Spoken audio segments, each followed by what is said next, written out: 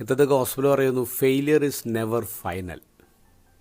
എത്രയോ മഹാന്മാരായ മനുഷ്യരുണ്ട്, അവരുടെയൊക്കെ തുടക്കം തന്നെ അത്ര ഗംഭീരമായിരുന്നു. എത്രയോ റിജക്ഷൻസ്, എത്രയോ തോൽവികൾ അവർ ഏറ്റുവാങ്ങിയേക്കുന്നത്.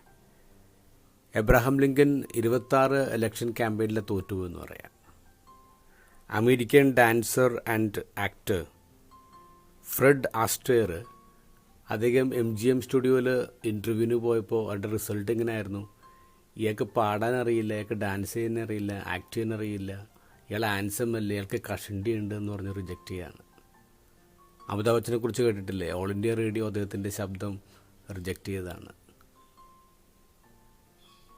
സ്റ്റീഫൻ കിങ് എന്ന എഴുത്തുകാരൻ, വേൾഡ് ഫേമസ്, അദ്ദേഹം ക്യാരി എന്നുള്ള അദ്ദേഹത്തിൻ്റെ പുസ്തകം എഴുതിയിട്ട് 30 പബ്ലിഷിൻ്റെ അടുത്താണ് പോയത്.